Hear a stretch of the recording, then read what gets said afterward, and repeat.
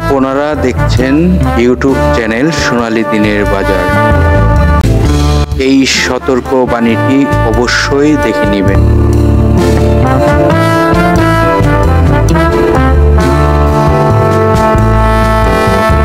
প্রিয় বিনিয়োগকারী ভাই ও বোনেরা, আজকের ভিডিওর টপিকটি আপনারা ইতিমধ্যে ফলো করেছেন।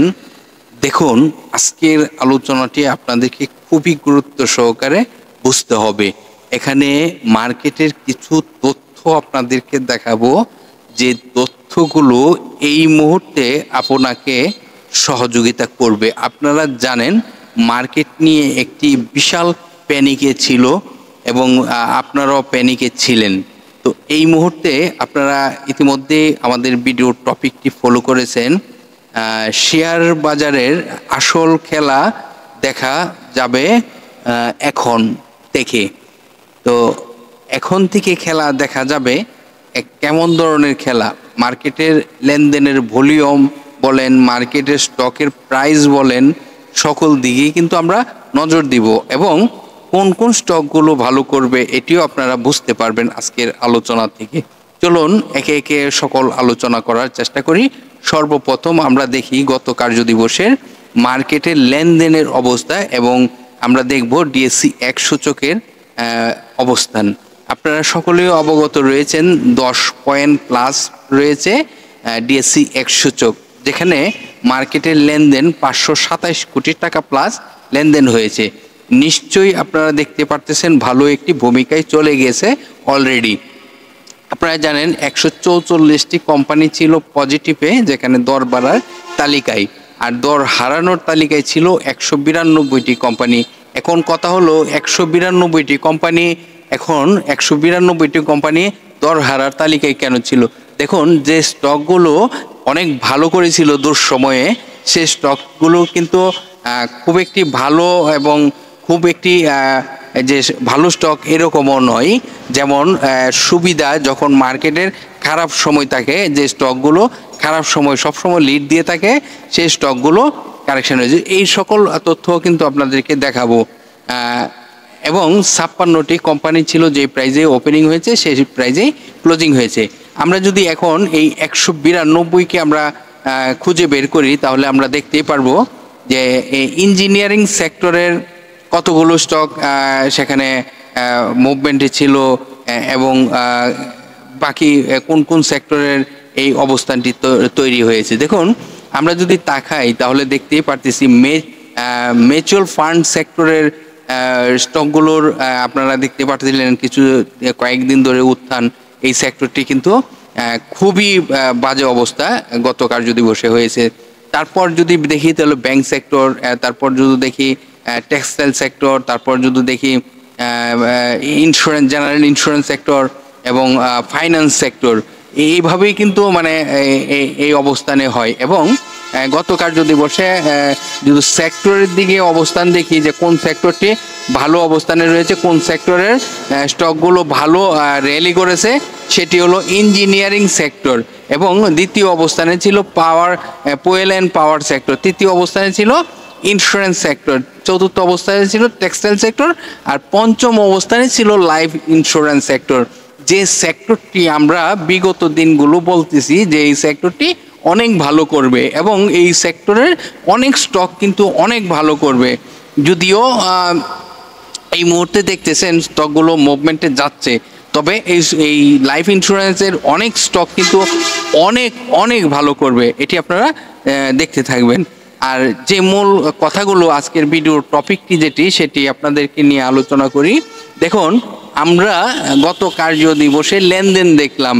তার মানে এই যে দেখুন, লেনদেনের গতি কিন্তু আমরা যদি দেখি 6 তারিখের লেনদেন থেকে 7 তারিখের লেনদেন কিছুটা বৃদ্ধি হয়, তারপর 8 তারিখের বৃদ্ধি হয়, 9 তারিখে দেখলাম এই বৃদ্ধিটি একেবারে মানে ধারাবাহিকতায় যেটি রয়েছে সেটি কিন্তু।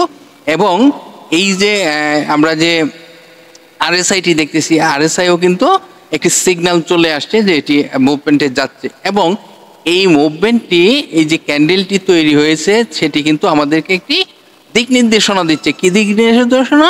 সেটি আগামী দিনগুলোতে এই যে আমরা আজকেই দেখতে পারবো যে এর থেকে লেনদেনও ভালো হবে এবং এই ক্যান্ডেলটিও আরও সুন্দর একটি ক্যান্ডেল তৈরি হবে, যে ক্যান্ডেলটি আমরা দেখে আগামী দিনগুলোতে আমরা আরও ভালো উদ্যোগ নিতে পারবো স্টকের ক্ষেত্রে। তো এখান থেকে যদি এই যে আমরা ইতিমধ্যেই জানি যে 5196 ডিএসসি 100 চক ক্লোজ হয়েছে, আমরা রিসেন্টলি 5267 দেখতে পারবো রিসেন্টলি ডিএসসি 100 চকের অবস্থানটি। তারপর এখান থেকে কিন্তু আরও ব্রেকআউট হওয়ার সম্ভাবনা থাকবে। তো এখান থেকে কিন্তু অনেক স্টক প্রফিট দিবে। এখন বলতে পারেন কোন কোন স্টকগুলো প্রফিট দিবে। দেখুন আমি কিন্তু একেবারেই যে আপনাদেরকে মানে স্টকের নাম বলে দেখাতে পারবো এইরকম না, আপনাদেরকে কিছুটা আইডিয়া দিয়ে থাকি। দেখুন এখন যে স্টকগুলো ধরেন 15 দিন, 1 সপ্তাহ 20 দিনের মধ্যে যে স্টকগুলো র্যালি হয় নাই সে স্টকগুলো এখন ভালো করবে, এবং যে স্টকগুলো আপনারা দেখেছেন যে 4-5 দিন আগে যে স্টকগুলো ভালো র্যালি করেছিল এবং যে স্টকগুলো 4-5 দিন এসে কারেকশান হয়েছে সে স্টকগুলো র্যালি করবে। অবশ্যই যে স্টকগুলোর অবস্থান ভালো রয়েছে সেই স্টকগুলো কিন্তু ভালো করবে, এবং আয়গুলো দেখবেন কোনগুলো, যেগুলো আর্থিক প্রতিবেদন সেগুলো দেখার চেষ্টা করবেন, তাহলেই আপনি কিন্তু স্টক খুঁজে পেয়ে যাবেন। আর আমাদের হোয়াটসঅ্যাপ গ্রুপে কিন্তু অনেক তথ্য নিয়ে আলোচনা হয়, মুক্ত আলোচনা। আপনিও আমাদের সাথে যুক্ত হয়ে আপনিও মুক্ত আলোচনা করতে পারেন, স্টকের তথ্য জানতে পারেন, যে কোনো স্টকের আরএসআই জানতে পারেন, মানে মুক্ত আলোচনা। এক কথায় স্টক নিয়ে যদি আমরা পছন্দ করতে যাই, যেমন আমি পছন্দ করলে আপনাদের পরামর্শ চাই, আপনি পছন্দ করলে আমরা এই পরামর্শটি কেমন হবে সেই পরামর্শও কিন্তু দিয়ে থাকি আমরা। তো আমাদের হোয়াটসঅ্যাপ গ্রুপে যদি যুক্ত হতে চান তাহলে আমাদের ভিডিওর ফার্স্ট কমেন্টে যে হোয়াটসঅ্যাপ গ্রুপের লিঙ্কটি থাকবে সেটি আপনারা ক্লিক করে যুক্ত হতে পারেন। হয়তোবা আপনারা আমাদের ভিডিও কমেন্টে অ্যাড লিখলে আপনাদেরকে আমাদের গ্রুপের লিঙ্কটি দিয়ে দিব। তো এটি হলো আমাদেরকে এই মুহূর্তে এই ডিসিশনগুলো নিতে হবে।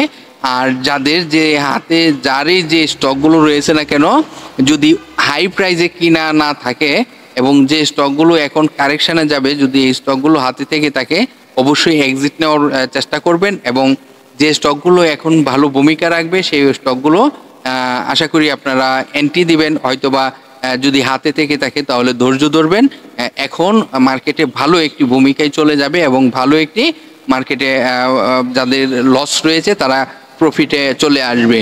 তো অবশ্যই যে কোনো সিদ্ধান্তর ফাইনাল সিদ্ধান্ত নেওয়ার পূর্বে আমাদের হোয়াটসঅ্যাপ গ্রুপেও যুক্ত হয়ে আলোচনা প্রকাশ করতে পারেন এবং যে কোনো তথ্য জানতে পারেন।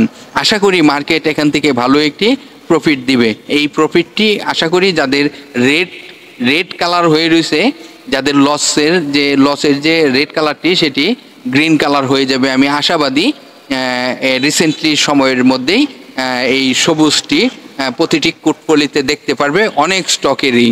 তো অনেক স্টকের মধ্যে কিন্তু যে একেবারে আপনারা হাই প্রাইসে ক্রয় করে এখন ডাউন টেনে যাচ্ছে সেই স্টকের কথা বলতেছি না, যে স্টকগুলো ডাউন টেনে রয়েছে, যে স্টকগুলো এখন মুভমেন্টে যাবে সেই স্টকগুলো এখন আপনাদেরকে রেড থাকলে গ্রিন হয়ে যাবে, এটি আমি নিশ্চয়ই বলতে পারি।